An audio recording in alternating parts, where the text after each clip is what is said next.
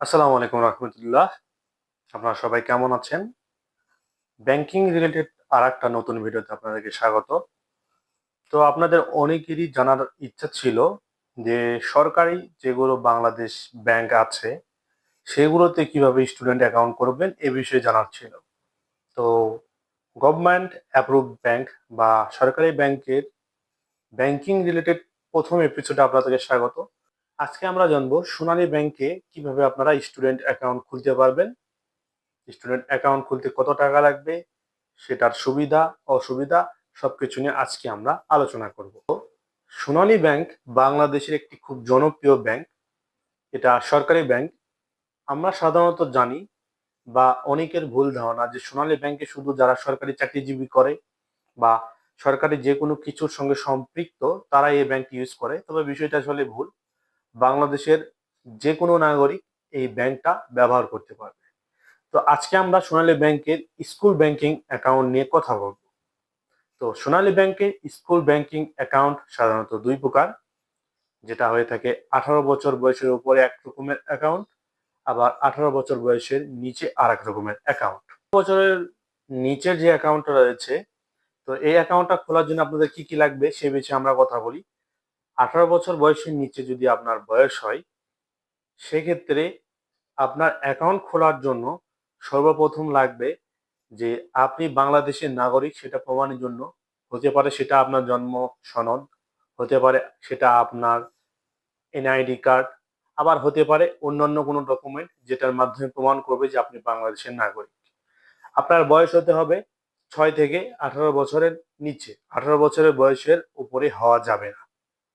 এর পরবর্তীতে আপনি স্টুডেন্ট সেটা প্রমাণ করার জন্য আপনার লাগবে আপনি যে স্কুলে অধ্যয়নরত আছেন সেই স্কুলের ডকুমেন্ট। সেটা হতে পারে প্রত্যয়নপত্র, সেটা হতে পারে অ্যাডমিট কার্ড, সেটা হতে পারে স্কুল আইডেন্টি কার্ড। এটা হচ্ছে প্রথম ডকুমেন্ট। দ্বিতীয় ডকুমেন্ট হচ্ছে আপনাকে দিতে হবে আপনি কোনো কোচিং সেন্টার, টিউশনে অথবা যে কোনো প্রাইভেট যেটাই করেন না কেন, যে কোনো তিনটার ভিতর একটার পেমেন্ট স্লিপ, অর্থাৎ আপনি যে কোচিং করেন বা প্রাইভেট করেন বা টিউশন নেন সেটাতে আপনি টাকা প্রদান করেছেন সেটার একটা বিল স্লিপ লাগবে বা আপনার টাকার রসিদ লাগবে সহজ ভাষায়। এর পরবর্তী তৃতীয় ডকুমেন্ট লাগবে আপনার হচ্ছে বিদ্যুৎ বিলের কপি। আপনার বাসার যে কোনো কারো বিদ্যুৎ বিলের কপি লাগবে, এটা আপনার অ্যাড্রেস ভেরিফিকেশনের জন্য।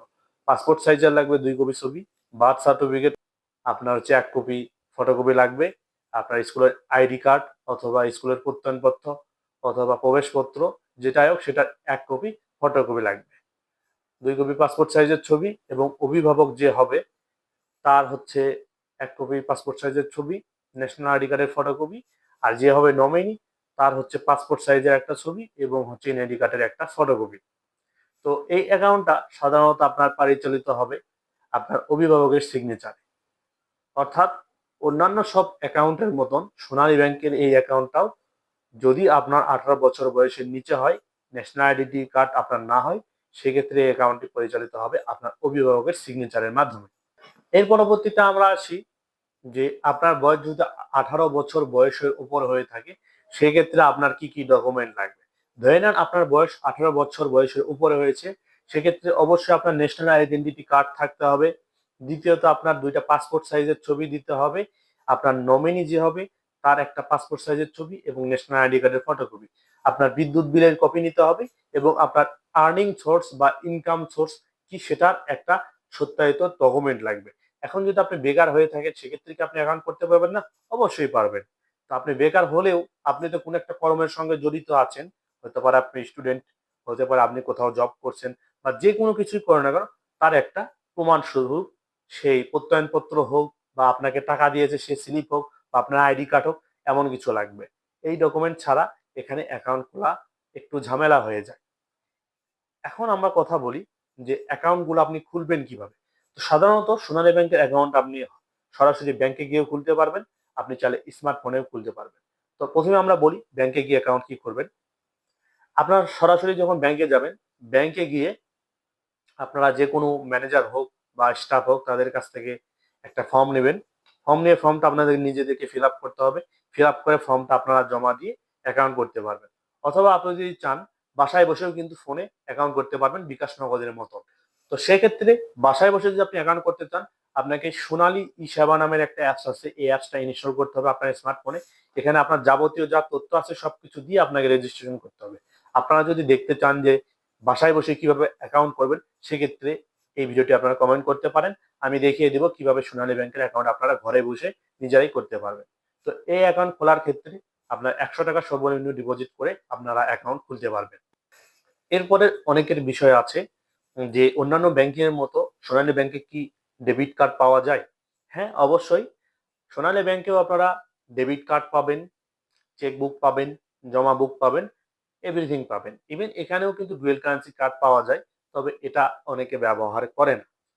তো স্টুডেন্ট অ্যাকাউন্টের সুবিধা অসুবিধা বিষয়ে আমরা একটু আলোচনা করি। তো আপনারা যদি এখানে স্টুডেন্ট অ্যাকাউন্ট করেন, প্রথম ১ বছর আপনারা এখানে কার্ডটা ফ্রিতে পাবেন, এসএমএস চার্জ ফ্রিতে পাবেন, তার পরবর্তীতে হচ্ছে ট্রানজ্যাকশনটা ফ্রিতে পাবেন।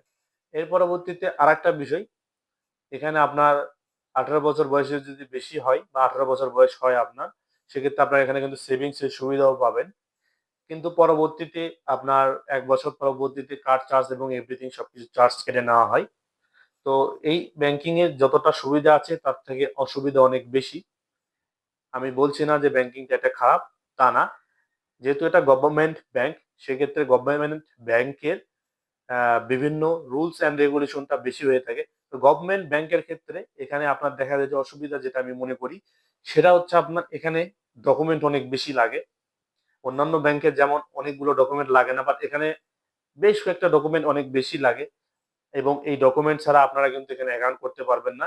এবং এখানে নীতিমালা এবং যেগুলো রুলস অ্যান্ড রেগুলেশন আছে এটা খুব স্ট্রিক্টেড, যেহেতু government bank, high secure bank, যে কারণে এখানে নীতিমালা অনেক স্ট্রিক্টেড। বাট দেখা যায় যে আমাদের ভুল ধারণা অথবা দেখা যায় যে লেনদেন অসুবিধা অথবা স্টাফদের অনেক লেজিনেস বা অনেক কারণে আমরা এই গভর্নমেন্ট ব্যাংক থেকে অনেক দূরে থাকি। যে কারণে দেখা যায় যে সরকারি ব্যাংকের থেকে মানুষেরা বেসরকারি ব্যাংকের দিকে অনেক দ্রুত এবং অনেক তাড়াতাড়ি ছুটে যাচ্ছে, কারণ সরকারি ব্যাংকের থেকে বেসরকারি ব্যাংকে সেবাগুলো তারা ভালো মতো পেয়ে থাকে এবং দেখা যায় যে ইন্টারনেট ব্যাংকিং সেবাগুলো উন্নত, যে কারণে আসলে আমাদের গভর্নমেন্ট ব্যাংকের ভিতরে সোনালী ব্যাংকটা আসলে অনেক পিছিয়ে পড়ে আছে। তো আজকের ভিডিওটা ছিল এটুকুই।